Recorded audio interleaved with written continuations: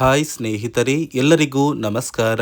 ನೋಡಿ, ಗೃಹಲಕ್ಷ್ಮಿ ಯೋಜನೆಯ ಪ್ರತಿ ಫಲಾನುಭವಿಗಳಿಗೆ ಸಿಎಂ ಡಿ.ಕೆ. ಶಿವಕುಮಾರ್ ಅವರು ಭರ್ಜರಿ ಗುಡ್ಡಿಸ್ನ ಕೊಟ್ಟಿದ್ದು, ಇನ್ನು ಮುಂದೆ 2,000 ಹಣ ಬದಲು ಪ್ರತಿ ತಿಂಗಳು ಗೃಹಲಕ್ಷ್ಮಿ ಹಣನ 4,000 ಹಣನ ನಿಮ್ಮ ಬ್ಯಾಂಕ್ ಖಾತೆಗೆ ಜಮಾ ಮಾಡುವುದಾಗಿ ಭರ್ಜರಿ ಗುಡ್ಡಿಸ್ನ ಕೊಟ್ಟಿದೆ. ಹೌದು ವೀಕ್ಷಕರೇ, ಗೃಹಲಕ್ಷ್ಮಿ ಹಣ ಇನ್ನು ಮುಂದೆ 4,000 ಹಣ ಬರುತ್ತೆ. ಹೇಗೆ ನೀವು ಹಣ ಪಡಿತೀರಾ ಮತ್ತು ಹಣ ಪಡಿಬೇಕು ಅಂದರೆ ನೀವು ಏನೆಲ್ಲ ಮಾಡಬೇಕು ಅಂತ ತಿಳಿಸ್ಕೊಡ್ತೀನಿ. ಅದೇ ರೀತಿ ಈಗಾಗಲೇ ಸರ್ಕಾರ 6,000 ಹಣನ ಫಲಾನುಭವಿಗಳಿಗೆ ಜಮಾ ಮಾಡಿದ್ದು, ಬ್ಯಾಂಕಿಂದ ಬಂದಿರುವ ಒಂದು ಮೆಸೇಜ್ ಕೂಡ ತೋರಿಸ್ತಾ ಇದ್ದೀನಿ. ಇದೇ ರೀತಿ ನಿಮ್ಮ ಬ್ಯಾಂಕ್ ಖಾತೆಗೂ ಕೂಡ 6,000 ಹಣ ಜಮಾ ಆಗುತ್ತೆ. ಸರ್ಕಾರದಿಂದ ಇಂದು ಗುರುವಾರ ಜೂನ್ 18ರಿಂದ ಕರ್ನಾಟಕದ 27 ಜಿಲ್ಲೆಗಳನ್ನು 2 ವಿಭಾಗ ಮಾಡಿ ನಿಮ್ಮ ಬ್ಯಾಂಕ್ ಖಾತೆಗೆ 2 ಹಂತಗಳಲ್ಲಿ 6,000 ಗೃಹಲಕ್ಷ್ಮಿ ಹಣನ ಸರ್ಕಾರ ಜಮಾ ಮಾಡ್ತಾ ಇದೆ. ಅದೇ ರೀತಿ ರೇಷನ್ ಕಾರ್ಡ್ ದಾರರಿಗೂ ಕೂಡ ಭರ್ಜರಿ ಗುಡ್ಡಿಸ್ನ ಕೊಟ್ಟಿದೆ ಮತ್ತು 3 ಲಕ್ಷಕ್ಕಿಂತ ಅಧಿಕ ಮಹಿಳೆಯರಿಗೆ ಗೃಹಲಕ್ಷ್ಮಿ ಹಣನ ಕ್ಯಾನ್ಸಲ್ ಮಾಡಿದೆ. ಹಾಗಾದರೆ ಸರ್ಕಾರದಿಂದ ಏನೆಲ್ಲ ಹೊಸ ಮಾಹಿತಿ ಬಂದಿದೆ ಅಂತ ನಾನು ನಿಮಗೆ ತಿಳಿಸ್ಕೊಡ್ತಾ ಇದ್ದೀನಿ. ಅದಕ್ಕಿಂತ ಮೊದಲು ನೀವು ನನ್ನ ಚಾನೆಲ್ನ ಸಬ್ಸ್ಕ್ರೈಬ್ ಆಗಿಲ್ಲ ಅಂದರೆ ದಯವಿಟ್ಟು ಪ್ರತಿಯೊಬ್ಬರು ಚಾನೆಲ್ನ ಸಬ್ಸ್ಕ್ರೈಬ್ ಮಾಡಿಕೊಂಡು ಹಾಗೆ ವಿಡಿಯೋಗೆ ಒಂದು ಲೈಕ್ನ ಕೊಡಿ. ಹೌದು ವೀಕ್ಷಕರೇ, ಸರ್ಕಾರದ ನೂತನ ಸಿಎಂ ಆಗಿರುವಂತಹ ಡಿ.ಕೆ. ಶಿವಕುಮಾರ್ ಅವರು ಗೃಹಲಕ್ಷ್ಮಿ ಯೋಜನೆಯ 2,000 ಹಣನ ಇನ್ನು ಮುಂದೆ ಪ್ರತಿ ತಿಂಗಳು 4,000 ಹಣ ಬರುವಂತೆ ಏರಿಕೆ ಮಾಡುವುದಾಗಿ ನಿರ್ಧಾರ ಮಾಡಿದ್ದಾರೆ. ಆದರೆ ನಿಮ್ಮ ಬ್ಯಾಂಕ್ ಖಾತೆಗೆ ಗೃಹಲಕ್ಷ್ಮಿ ಹಣ ಇನ್ನು ಮುಂದೆ ಬರಬೇಕು ಅಂದರೆ ನೀವು ಗೃಹಲಕ್ಷ್ಮಿಗೆ ಆದಷ್ಟು ಬೇಗ ಮರು ಅರ್ಜಿನ ಹಾಕಬೇಕು. ನೀವು ಮರು ಅರ್ಜಿ ಹಾಕಿದ್ರೆ ಮಾತ್ರ 4,000 ಹಣ ಬರುತ್ತೋ ಬರೋದಿಲ್ಲೋ ಅಂತ ಕೂಡ ತಿಳಿಸ್ಕೊಡ್ತೀನಿ. ಅದಕ್ಕಿಂತ ಮೊದಲು ನೋಡಿ ವೀಕ್ಷಕರೇ, ಸರ್ಕಾರದಿಂದ ಇಂದು ಗುರುವಾರ ಜೂನ್ 18ರಿಂದ ಕರ್ನಾಟಕದ 27 ಜಿಲ್ಲೆಗಳನ್ನು 2 ವಿಭಾಗ ಮಾಡಿ 2 ಹಂತಗಳಲ್ಲಿ ನಿಮ್ಮ ಬ್ಯಾಂಕ್ ಖಾತೆಗೆ ಬೆಳಿಗ್ಗೆ 11 ಗಂಟೆಗೆ ಗೃಹಲಕ್ಷ್ಮಿ ಯೋಜನೆಯ ಜೂನ್ ತಿಂಗಳ 32ನೇ ಕಂತು, ಮೇ ತಿಂಗಳ 31ನೇ ಕಂತು ಹಾಗೂ ಏಪ್ರಿಲ್ ತಿಂಗಳ 30ನೇ ಕಂತು 3 ತಿಂಗಳ 6,000 ಹಣನ ಜಮಾ ಮಾಡ್ತಾ ಇದೆ.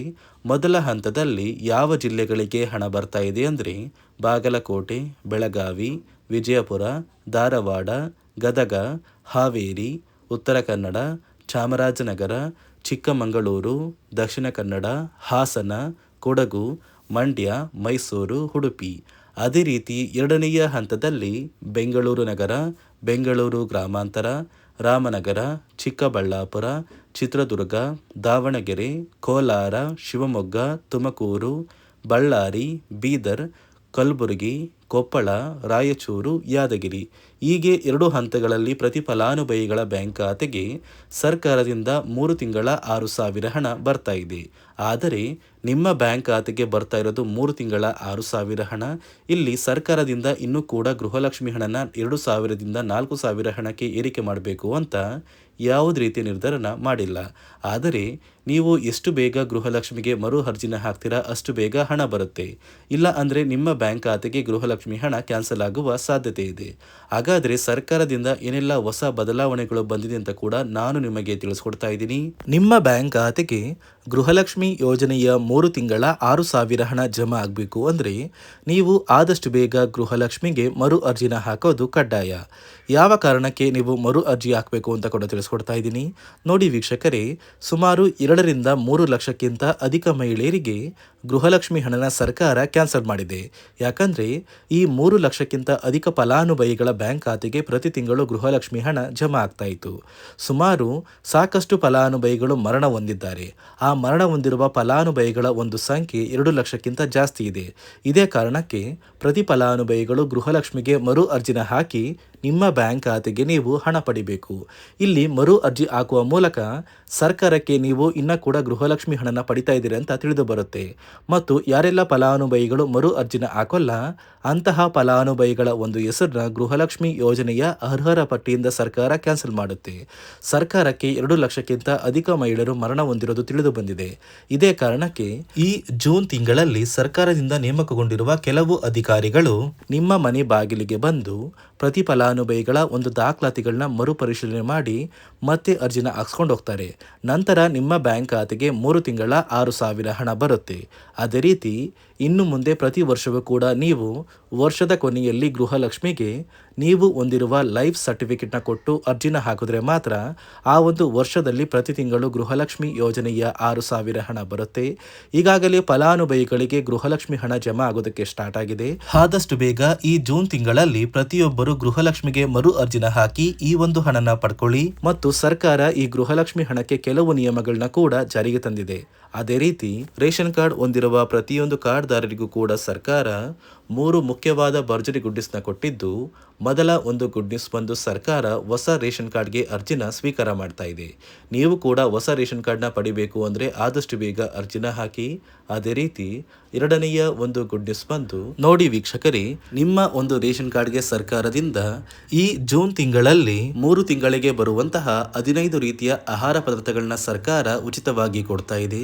ಈ ಜೂನ್ ತಿಂಗಳಲ್ಲಿ ಸಿಗಬೇಕಾಗಿರುವಂತಹ ಇಂದಿರಾ ಕಿಟ್ ಮತ್ತು ಮೇ ತಿಂಗಳಲ್ಲಿ ನಿಮಗೆ ಬರಬೇಕಾಗಿರುವಂತಹ ಒಂದು ಇಂದಿರಾ ಕಿಟ್, ಅದೇ ರೀತಿ ಏಪ್ರಿಲ್ ತಿಂಗಳಲ್ಲೂ ಕೂಡ ನಿಮ್ಮ ಒಂದು ರೇಷನ್ ಕಾರ್ಡ್ಗೆ ಇಂದಿರಾ ಕಿಟ್ನ ಕೊಟ್ಟಿಲ್ಲ. ಒಟ್ಟು 3 ತಿಂಗಳ 15 ಆಹಾರ ಪದಾರ್ಥಗಳನ್ನ ಸರ್ಕಾರ ಪ್ರತಿ ಕಾರ್ಡ್ದಾರರಿಗೆ ವಿತರಣೆ ಮಾಡ್ತಾ ಇದೆ. ಮೂರನೆಯ ಒಂದು ಗುಡ್ ನ್ಯೂಸ್ ಬಂದು, ಇನ್ನು ಮುಂದೆ ನೀವು ಉಚಿತ ಅಕ್ಕಿ ಪಡಿಬೇಕು ಅಂದರೆ ಆ ಒಂದು ಬಯೋಮೆಟ್ರಿಕ್ ಮಷಿನ್ ಮೇಲೆ ಬೆರಳಿಡುವಂತಹ ಅವಶ್ಯಕತೆ ಇಲ್ಲ. ಯಾಕಂದರೆ ಇದೀಗ ಸರ್ಕಾರ ನಿಮ್ಮ ಒಂದು ಬೆರಳು ಆ ಒಂದು ಮಷಿನಲ್ಲಿ ಎಂಟ್ರಿ ಆಗಿಲ್ಲ ಅಂದರೂ ಕೂಡ ಆ ಒಂದು ಅಧಿಕಾರಿಗಳು ಪುಸ್ತಕದಲ್ಲಿ ನಿಮ್ಮ ಒಂದು ಹೆಸರನ್ನ ಬರ್ಕೊಂಡು ನಿಮ್ಮ ಕಾರ್ಡಿಗೆ ಅಕ್ಕಿನ ಕೊಡಬೇಕು ಅಂತ ಸರ್ಕಾರ ಆದೇಶ ಕೊಟ್ಟಿದ್ದು, ಈ 3 ಗುಡ್ ನ್ಯೂಸ್ನ ಪ್ರತಿಯೊಂದು ಫಲಾನುಭವಿಗಳಿಗೆ ಸರ್ಕಾರ ಕೊಡ್ತಾ ಇದೆ. ಇದರ ಜೊತೆಗೆ ನಿಮ್ಮ ಬ್ಯಾಂಕ್ ಖಾತೆಗೆ ಗೃಹಲಕ್ಷ್ಮಿ ಯೋಜನೆಯ ಹಣ ಇನ್ನು ಮುಂದೆ ಬರಬೇಕು ಅಂದರೆ 5 ರೀತಿಯ ಹೊಸ ನಿಯಮಗಳನ್ನ ನೀವು ಪಾಲಿಸಬೇಕು ಅಂತ ಸರ್ಕಾರ ಆದೇಶ ಕೊಟ್ಟಿದೆ. ಅದೇ ರೀತಿ ನೋಡಿ ಸ್ನೇಹಿತರೆ, ಈ ಬಾರಿ ಸುಮಾರು 3 ಲಕ್ಷಕ್ಕಿಂತ ಅಧಿಕ ಫಲಾನುಭವಿಗಳ ಬ್ಯಾಂಕ್ ಖಾತೆಗೆ ಸರ್ಕಾರ ಗೃಹಲಕ್ಷ್ಮಿ ಯೋಜನೆಯ ಹಣನ ಜಮಾ ಮಾಡ್ತಾ ಇಲ್ಲ.